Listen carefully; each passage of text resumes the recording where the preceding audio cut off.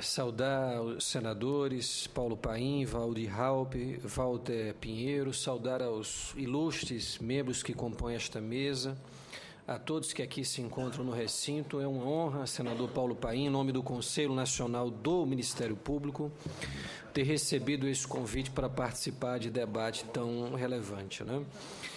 Eu gostaria de iniciar dizendo que, sem dúvida nenhuma, a discussão que se põe no dia de hoje é uma discussão de muita relevância. O país certamente precisa aprofundar esse tema. Há uma mania em nosso país que enfrenta crises e problemas complexos de tentarmos resolver através de soluções legislativas. Só para dar uma ideia, nos últimos 25 anos, quase 200 modificações legislativas foram realizadas em nosso país na área penal, sempre para recrudescer as penas, sempre para dar um tratamento mais rigoroso aos crimes em nosso país, e em nenhum momento, e aí faço só esse registro porque acho importantíssimo, com exceção do período que foi de 2003 a 2007, quando campanhas de desarmamento foram realizadas em nosso país, e aí sim houve uma redução efetiva da violência, tirando essa parte, quer dizer, de 2003 a 2007, apesar de estarmos com 25 anos de recrudescimento nas penas, no rigor das sanções em nosso país, a violência não decresceu. Quer dizer, então, se aumentar as penas, se criar novos crimes, e aqui incluo o tema, se reduzir a maioridade penal viesse a dar a solução para isso, o país já estaria dando, nesses 20, 25 anos, resultados nesse sentido, e caminhamos no sentido absolutamente oposto. Todos sabem que o Brasil continua ano a ano como recordista mundial de homicídios, sem dúvida nenhuma. Mais de 50 mil, estamos próximos dos 60 mil ao ano. Esse é um dado que envergonha o nosso país, e várias são as causas, vários são os fatores que levam a essa realidade. Eu não tenho dúvida nenhuma de dizer que o aumento do rigor das penas ou a redução da maioridade penal nenhuma influência trará para modificar essa realidade. Como muito bem dito aqui pelo desembargador, nós temos causas sociais, nós temos uma pobreza, uma desigualdade extrema em nosso país, nós temos um mau funcionamento do nosso sistema judicial. Eu acho que esse é um ponto importantíssimo, né? O sistema judicial brasileiro, segundo 87% dos juízes, não sou eu que estou dizendo, 87% dos juízes em nosso país apontam que a principal causa, o principal fator de impunidade no Brasil é a morosidade judicial. Quer dizer, quando não temos um sistema que funciona de maneira adequada, punindo os crimes que ocorrem, nós vamos ter, sem dúvida nenhuma, uma sensação de impunidade, e as pessoas não vão se sentir estimuladas e até mesmo pressionadas para cumprir com rigor a lei. Um dado muito claro, né? Esse é um dado que o Conselho Nacional do Ministério Público divulga já há alguns anos. Nós só conseguimos, senador, identificar a autoria de 8% dos crimes de homicídio que ocorrem em nosso país. Só 8% daqueles que praticam crimes de homicídio são levados a julgamento. E quando são, há uma média aí de cerca de 10 a 12 anos para que se ocorra o chamado trânsito em julgado, e, portanto, essas pessoas têm a necessidade de cumprir pena em nosso país. E aí o Brasil vai na contramão do mundo todo, né? Se nós pegarmos os países mais avançados do mundo, os Estados Unidos e a Europa, se garante nesses países o chamado duplo grau de jurisdição, o direito que todas as pessoas têm de condená-las a partir de uma sentença a recorrerem a uma segunda instância. Mas nós continuamos insistindo, e só nós no mundo todo, em termos 4 instâncias de julgamento, e essa morosidade, o trânsito em julgado com 10 a 12 anos, sem dúvida nenhuma, é um dos principais fatores que estimulam a violência que nós temos hoje no nosso país. Também temos um problema muito grande envolvendo as drogas. Isso é uma realidade realmente que se espalha pelo país. Eu que sou da região Nordeste, vi as capitais da região Nordeste nos últimos 10 anos passarem de cidades pacatas para cidades que lideram, das 10 cidades que lideram o ranking aqui da violência no nosso país, 9 são capitais da região Nordeste. E esse é um quadro recente, é um quadro realmente dos últimos 10 anos. Temos um problema gravíssimo, que é a alta letalidade na intervenção policial, né? Por média, a cada dia, a atuação da polícia resulta em 8 mortes em nosso país. É um número que ultrapassa as 3 mil mortes durante um ano. E aí, embora o tema do livro do desembargador seja a redução da menoridade penal, certamente faria um excelente trabalho se tratasse dos autos de resistência. E esse é um ponto fundamental que o Brasil não pode continuar observando. Quer dizer, quando a polícia militar age em grande parte legalmente, claro, mas quando age com excesso, e nós temos números absurdos, especialmente nos estados de São Paulo e do Rio de Janeiro, não se abre um inquérito, senador. Se registra no boletim como se fosse já um ato devidamente justificado, são chamados autos de resistência. Quer dizer, não se aprecia como regra a legalidade da atuação da polícia, e nós temos visto cenas lamentáveis no nosso país nos últimos meses, né? Nesse fim de semana vimos mais uma, quer dizer, numa abordagem policial de rotina, 111 disparos realizados, quase 80 de fuzil, né, que levou a 5 vítimas jovens. Esse, sem dúvida nenhuma, é um tema importantíssimo que precisa ser melhor enfrentado. Nesse aspecto, o Conselho Nacional ele acaba de aprovar uma resolução, eu já tinha dito isso a Frei Davi, que obriga o Ministério Público do país a abrir inquéritos policiais em todos esses casos, em todas essas ocorrências, para apreciar. Vejam bem, não estamos condenando de início a ação policial, mas como toda e qualquer ação de que resulte morte, é preciso que haja uma análise, uma investigação, que se apure para saber se realmente ela se deu no cumprimento da legalidade. Então, são diversos outros fatores, eu não tenho dúvida nenhuma que nada tem a ver com o tema da redução da maioridade penal. E queria fazer 2 registros, senador, e já louvando a sua iniciativa. Eu sou um dos admiradores do trabalho que Vossa Excelência há muito tempo realiza nesta casa. Não podemos aceitar o argumento fácil que é utilizado no dia a dia e que não é verdadeiro, de que vamos reduzir a maioridade penal, porque no mundo todo é assim. Não é assim, né? E o Conselho Nacional discute, neste momento, se aprova uma nota técnica que investiga esse dado no mundo inteiro, e é importante que isso seja dito. Em 54 países onde essa idade que permite a responsabilização penal de quem pratica crimes como adulto, em 54 países, 42%, 80% adotam a maioridade penal igual a nós, aos 18 anos de idade. Então, esse é um padrão no mundo todo. É claro que existem países que fogem um pouco desse padrão, aí temos os Estados Unidos, o Canadá, etc., com circunstâncias sociais, policiais, judiciais completamente diversas da nossa. Então, esse é um ponto fundamental. O Brasil está igual à ampla maioria dos países quando já fixa há algum tempo a maioridade penal aos 18 anos. Mas se alguma mudança viesse a ser feita, senador, acho importante se discutir o tema,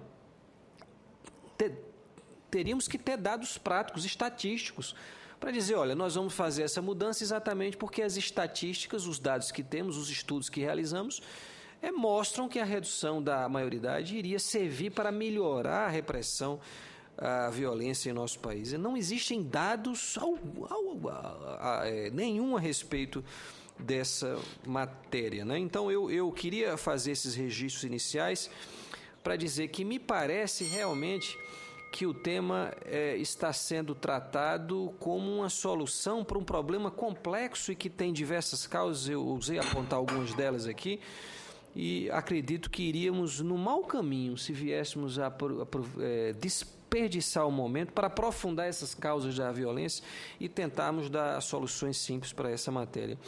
Eu faço esses registros iniciais, obviamente fico à disposição. O Conselho Nacional do Ministério Público está à disposição do Senado para debater todos esses temas. Eu queria fazer um último registro, porque ao iniciar vi aqui que o Senado se prepara para discutir também a importante matéria envolvendo a tragédia de Mariana. Esse é um tema que preocupa o Ministério Público brasileiro.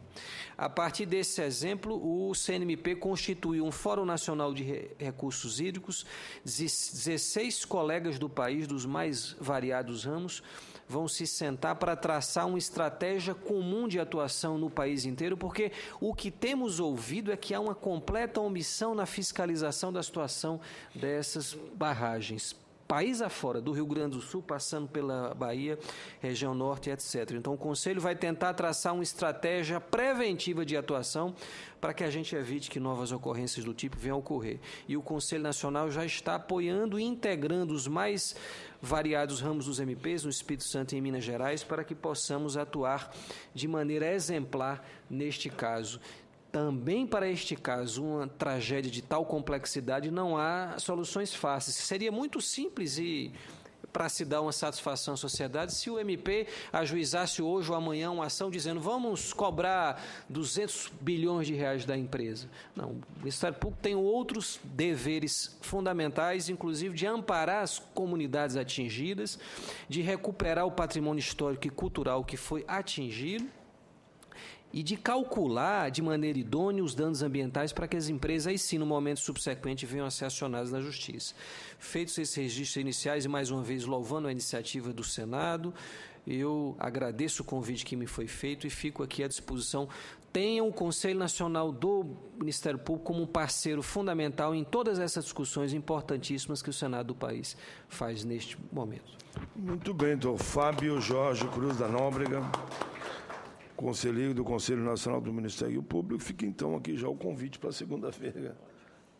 Você vê quem é que poderá representar, porque essa questão de Mariana, na ótica dos direitos humanos, eu acho que é importante aprofundar o debate e aproveitar para que setores importantes, como o Ministério Público, possa já sinalizar o que está fazendo, que entende que podemos ajudar, podemos estar juntos.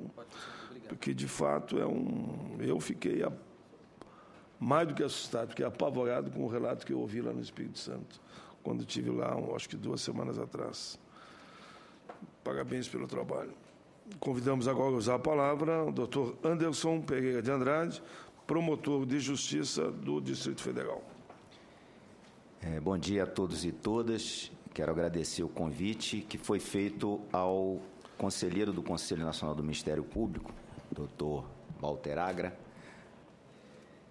Comissão de Infância e Justiça do Conselho, para estar aqui debatendo esse tema importante da questão da redução da maioridade penal. Cumprimentar o senador Paim, parabenizá-lo pela iniciativa, dizer que eu, como residente no Distrito Federal, sou ouvinte da Rádio Senado e sempre ouço os interessantes debates que o senhor traz a essa comissão, especialmente pelas manhãs, e são valiosas sessões em que a defesa dos direitos fundamentais da população brasileira tem grande protagonismo. Eu acho que essa apresentação eu fiz para o Conselho Nacional do Ministério Público, no nosso recente Congresso de Gestão, conselheiro Fábio. E, assim, eu acho que vai ficar complementar, de alguma maneira, porque nós estamos aqui ao lado do desembargador, nobre desembargador Paulo Rangel, que tem uma obra alentada e de grandioso valor sobre o tema. E eu, antes de falar qualquer coisa, eu vou falar sobre a reforma do Estatuto da Criança e do Adolescente como uma alternativa à redução da maioridade penal. Antes de começar, eu tenho que dizer o seguinte: o problema do tratamento dado ao adolescente infrator no Brasil não é a lei. Isso tem que ficar claro. O Estatuto da Criança e do Adolescente é uma lei boa, é uma lei excelente. É uma lei que veio 2 anos depois da Convenção sobre os Direitos da Criança, 1 ano depois. A Convenção é de 89, o Estatuto é de 1990.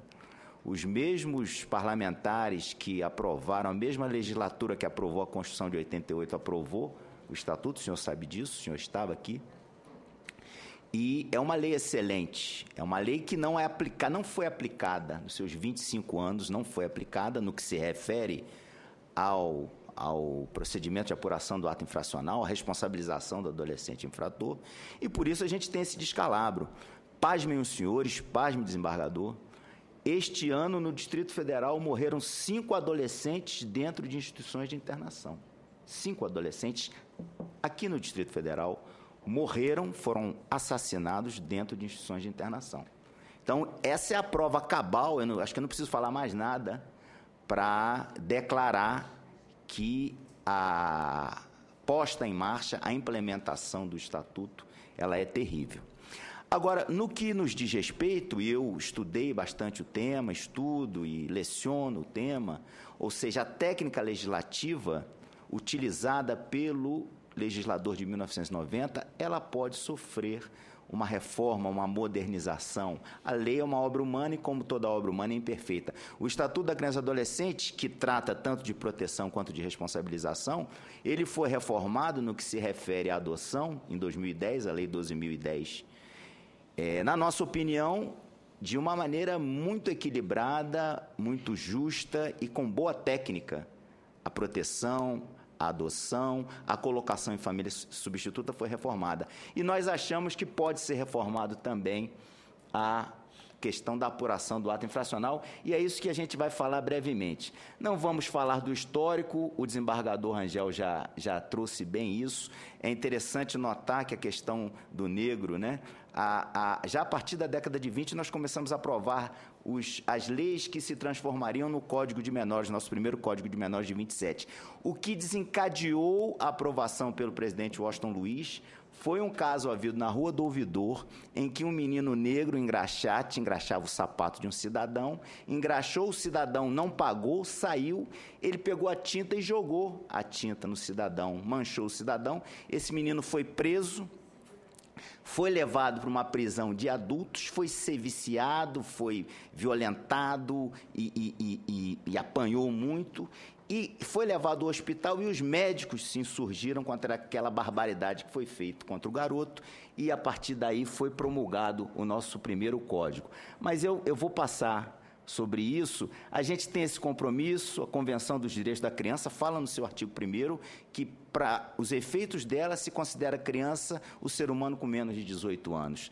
Também nossos compromissos internacionais junto o Pacto de São José da Costa Rica, que tem uma opinião consultiva de 2002 que manda os Estados partes. Essas razões já estão todas muito bem catalogadas e foram expostas pelo desembargador. O que eu vou trazer aqui rapidamente, senhoras e senhores, são evidências empíricas, isso não são impressões minhas, essas evidências empíricas foram tiradas de estudos científicos que analisaram a aplicação do Estatuto da Criança e Adolescente em 6 estados brasileiros.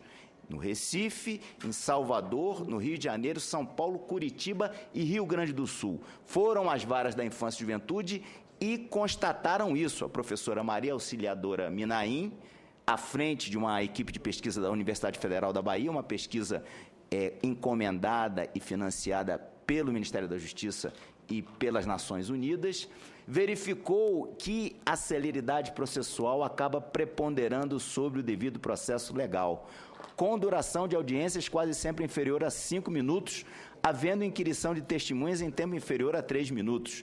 Isso no procedimento de apuração do ato infracional. Essa é a forma como a culpa do adolescente é verificada, a responsabilidade, porque é claro que há uma responsabilidade do adolescente, é claro que há um tipo de culpabilidade que é exigida dele, é claro que aquele adolescente, por exemplo, que é portador de uma patologia mental grave, ele não pode responder nem de acordo com o Estatuto da Criança e Adolescente, ele é inimputável até para o Estatuto da Criança e Adolescente.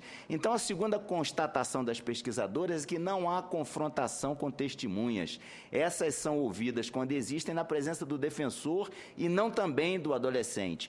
Os pesquisadores ficaram impressionados com o baixo número de testemunhas. Há um filme, um documentário muito interessante, feito no estado do Rio de Janeiro. Eu também sou oriundo, sou do interior do estado do Rio de Janeiro, sou de Petrópolis, e uma cineasta fez um filme chamado Juízo, em que colocou uma câmera na segunda vara da infância e juventude da cidade do Rio de Janeiro e verificou justamente isso. Como as audiências são rápidas, como não há tempo realmente de verificar aquele caso com o vagar que a situação do adolescente exigiria. A terceira constatação é que a participação da defesa técnica é inexpressiva. A atuação conjunta, juiz, Ministério Público e defensor, confere à audiência a aparência de junta administrativa e não de protagonistas de um processo contraditório, o que se vê que não há um verdadeiro contraditório, né?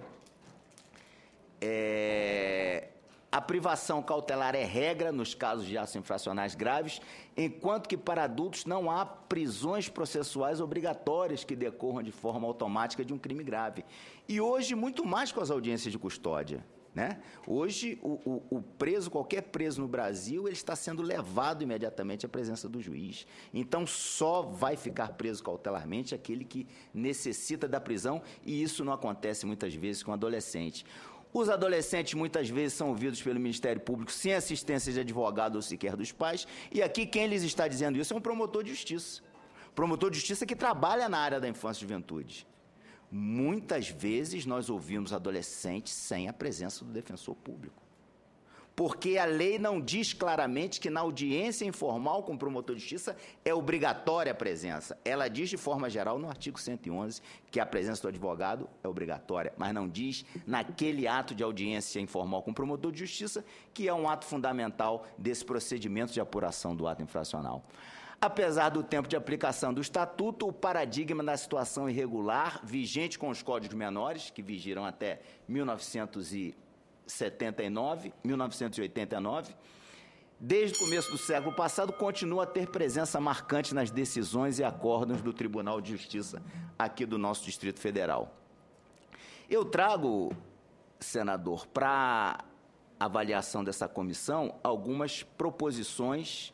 Algumas dessas proposições, elas foram aprovadas por um grupo de promotores de justiça, 120 promotores de justiça da infância e juventude do Brasil, COPEJ, a Comissão Nacional de Promotores de Justiça da Infância e da Juventude. A maior parte delas foi aprovada por esses promotores de justiça. Aprovar uma lei de responsabilidade penal ou introduzir um capítulo no Estatuto da Criança e do Adolescente, que não é necessário revogar o Estatuto na parte infracional. Há autores respeitados no Brasil, como podem ser Carine Esposato, como pode ser o grande juiz aposentado do Rio Grande do Sul, do seu estado, que o senhor conhece muito bem, João Batista da Costa Saraiva, que defendem uma lei de responsabilidade penal do adolescente. Mas não é necessário, basta mudar o capítulo do Estatuto e não precisa nem também mudar o nome, não. O importante é que as reformas necessárias sejam feitas para acabar com esse fenômeno da eufemização, né? Chamando os institutos jurídicos por seu nome. Não adianta chamar cobra de zebra, porque ela não vai virar zebra sendo chamada de cobra, né? Fazer com que isso é muito importante, E esse Senado aprovou uma lei como resposta rápida à iniciativa da Câmara de aprovar a proposta, mas é uma lei que deixou, na minha opinião, humildemente, de quem vem acompanhando esse debate, deixou o debate acerca desse projeto de lei que foi aprovado, deixou de ter a profundidade exigida, talvez, pelo caso. Porque, por exemplo, isso é muito importante, o juiz tem que fixar na sentença o tempo exato de cumprimento da pena juvenil ou da medida socioeducativa. Nós entramos em unidade de internação e o adolescente não sabe quanto tempo ele vai ficar privado de liberdade. Ele não sabe. Ele sabe que ele entrou e ele pode sair em até 3 anos. Mas ele de 6 meses ou de 1 mês a 3 anos, para um adolescente de 15, 16 anos, isso pode representar 1/3, 1/4, 1/5 da vida dele. Ele não sabe, e essa incerteza é terrível. Nós que trabalhamos com adolescente em privação de liberdade sabemos isso.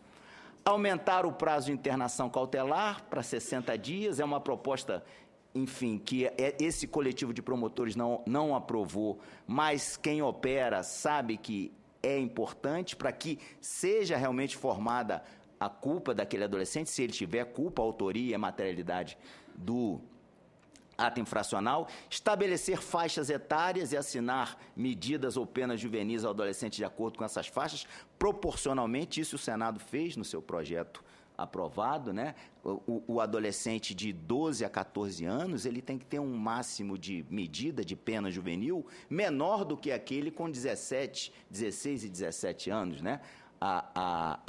E a duração da pena pelo prazo máximo de 8 anos na faixa etária mais avançada, que seria, de acordo com o nosso entendimento, 16 e 17 anos, naqueles delitos considerados hediondos, né? É uma proposta aberta à discussão.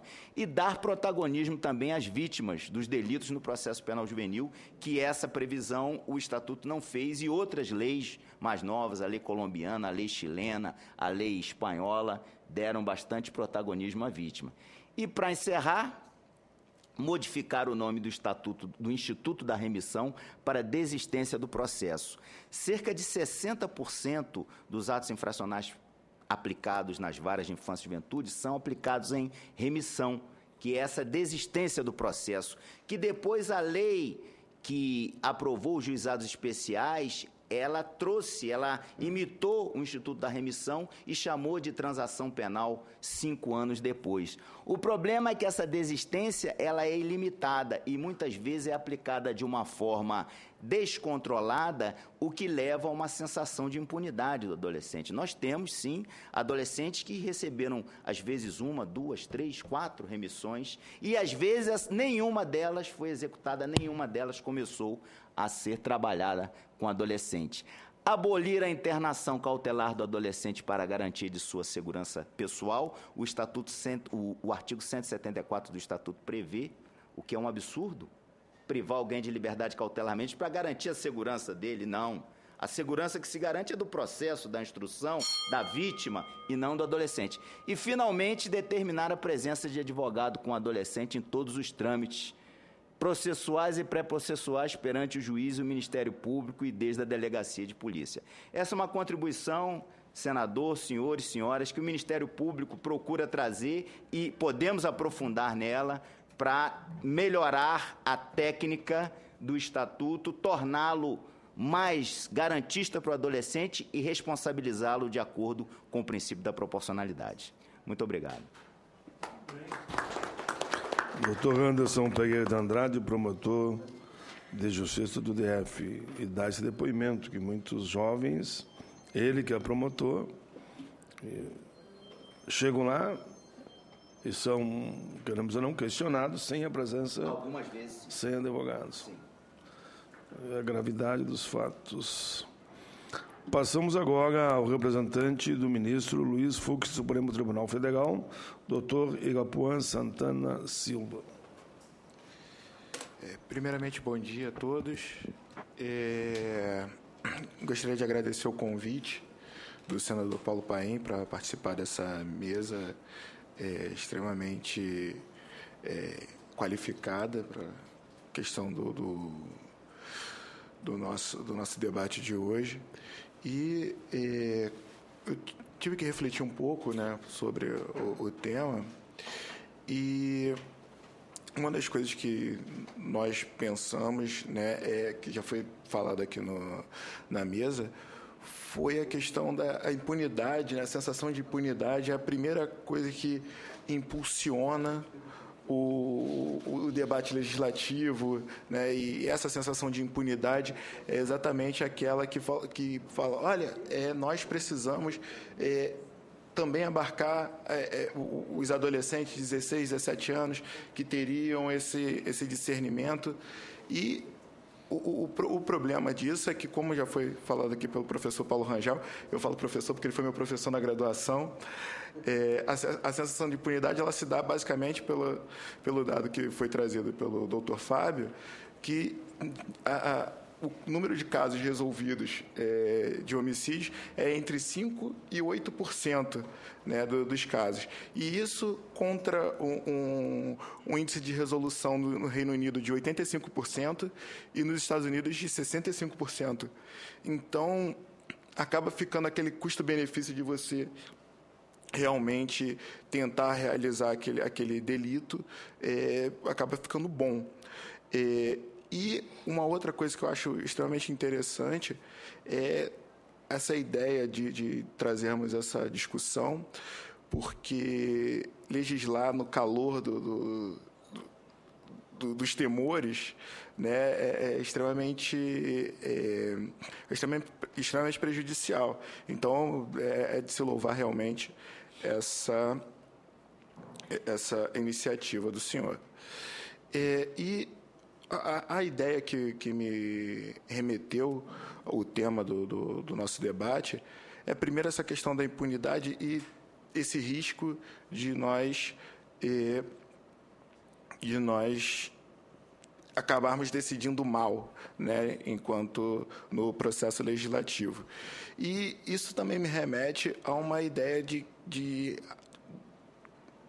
extremamente prejudicada e eivada de racismo e aquela relação do não pertencimento, né? É muito mais fácil a gente pensar que bandido bom é bandido morto quando é roubo ou assassinato, mas quando é o crime de colarinho branco, ninguém fala sobre isso, ninguém fala sobre essa questão.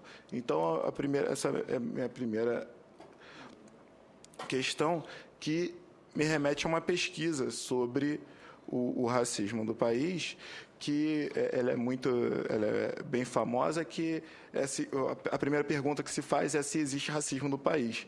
E 98% das pessoas falam que existe.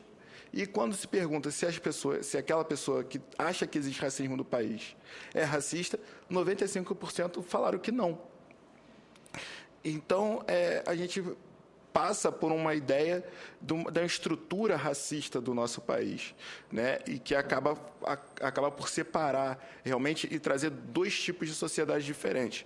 Então, eu trouxe alguns dados aqui que, de acordo com o IPEA, né, agora em 2013, que é o mais atual, 53% da população é negra, né, de pretos e pardos, 47% de brancos. E, se formos analisar a situação de acordo com a renda, esse equilíbrio que nós temos, ele desaparece, né? Na distribuição por renda para pessoas extremamente pobres, que é com a renda domiciliar per capita de até R$ 79,12, nós temos aí 5.651.071 negros nessa situação, contra 2.330.000 brancos, né, dando essa porcentagem de 71% de negros e 29% de brancos que ganham até R$ 79,00 por mês. Quando nós subimos um pouco na camada, a relação passa a de 3/4 de negros para 1/4 de brancos nessa camada pobre. O que leva, né, juntando essas duas camadas, a 2,7 vezes a mais de negros pobres e extremamente pobres do que brancos. E se a gente subir um pouco, né, com a questão do rendimento mensal, nós vemos que os negros eles ganham geralmente metade do que o branco. O índice de analfabetismo também, só que aí agora é 2 vezes a mais, né? Existem 2 vezes mais negros analfabetos do que brancos. E, observando a ocupação dos espaços, nós, no último censo do Conselho Nacional de Justiça, nós temos que 84,5% dos juízes se declararam brancos, enquanto 1,4% somente se declararam negros. No Ministério Público, eu realizei essa pesquisa, somente o Ministério Público de São Paulo fez essa pesquisa censitária, né, de étnica, e lá 93% dos membros do Ministério Público são brancos, enquanto apenas 3% são negros. Passando um pouco agora para onde eu trabalho, o Supremo Tribunal Federal, de 290 ministros, apenas 3 ministros são negros na história. O primeiro foi o Pedro Lessa, entre 1907 e 1921. O segundo foi Hermenegildo de Barros, de 1917 a 1931. E nós só tivemos realmente um presidente negro na história do Supremo Tribunal Federal em 2012, né? Sendo que o Supremo Tribunal Federal foi criado em 1824, com a nossa primeira Constituição. Então, se não existe racismo no país, por que existe esse tipo de discrepância tão gritante a partir do momento que a gente viu que mais ou menos se equivalem brancos e negros aqui no país? E antes de iniciar esse vídeo, eu acho que ele traz muito a ideia de que na verdade está no nosso cotidiano, de que o negro ele é sempre o alvo, né? É sempre o suspeito dentro dessa perspectiva, né, de pobreza e que remete à ideia de que é sempre o suspeito de realizar algum tipo de delito e tudo.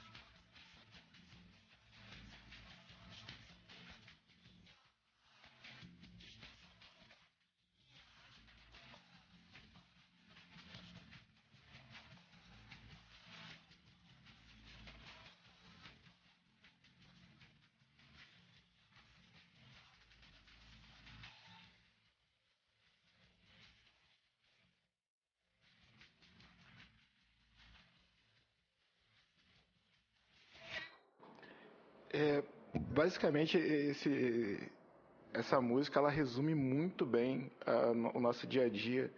Eu posso falar por mim que eu nasci e cresci no subúrbio do Rio de Janeiro e separado pela polícia não mudou o fato de eu ter vindo para cá ser assessor do ministro Fux no Supremo Tribunal Federal.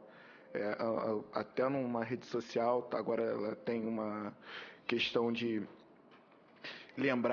trazer lembranças, né, de outros dias, e recentemente eu trouxe uma lembrança triste minha porque eu estava na Lapa e aí 2 policiais me pararam de uma maneira um pouco exacerbada e eles só pararam quando eu tive que mostrar uma carteira funcional, o que realmente é constrangedor. Mas é uma coisa que realmente acontece. E aí a gente para e pensa, porque isso aconteceu comigo, que hoje em dia eu tenho 29 anos, mas o que se passa quando acontece com um adolescente, né? Com esse sistema que nós já apontamos aqui, que é extremamente falho, como é que seria esse tipo qual seria a consequência desse tipo de atitude, né, com essa estrutura que nós temos, que é extremamente defeituosa. E aí, uma outra questão que eu acho também que é interessante é que, dentro da questão do subúrbio e tudo, qual é a resposta que nós damos diante dessa falência do sistema? Não, vamos recrudescer, aumentando a pena da lei, que, na verdade, todo mundo já sabe que não tem eficácia, né? E aí acaba sendo uma medida realmente populista, né? De pegar as paixões do povo, aquela insatisfação de que já o pouco que ele já tem, o outro rouba, e tem essa questão, esse alinhamento, né? Esse não pertencimento, né? Então, qual é a resposta que dá? Vamos trazer uma medida que vai trazer mais ódio e não vai adiantar de nada, né? Quando, na verdade, tem que ter umas medidas estruturais, né? Como eu falei, eu sou do subúrbio do Rio. Os meus colegas de infância, assim, num grupo que era de 30, 40 pessoas, nós perdemos aí para o tráfico 90%, assim, de 40 salvaram 8 comigo, né? Então, assim, nesse sentido que eu acho que é interessante a gente trazer também a reflexão do Martin Luther King, né, sobre essa questão de que não basta as pessoas que estão ali com aquele problema diário reclamar, né? É preciso que quem está em cima também possa observar e ajudar, né? Porque o silêncio, na verdade, acaba por prejudicar ainda mais, né? Quem cala consente, né? Nesse sentido. E eu acho que é nesse sentido, já partindo para a última reflexão, como eu falei, eu sou origem humilde e tudo, e através de políticas públicas que puderam fornecer, né, esse acesso, né, finalmente eu entrei por cota na faculdade, e aí eu depois consegui entrar no mestrado e vim trabalhar aqui com o ministro Fux e pude, né, chegar aqui na mais alta corte como assessor de ministro, que é um dos cargos mais desejados pela comunidade acadêmica. Então, eu acho que a resposta é outra, né? Porque eu também estava nesse meio e fui para um outro lado. Então, a questão de ter incentivos a estudo, a estímulos, né? De ter mais espelho para se observar e não recrudescer com uma medida que é completamente ineficaz. Com isso, eu gostaria de agradecer a oportunidade mais uma vez e desejar um bom dia a todos de novo.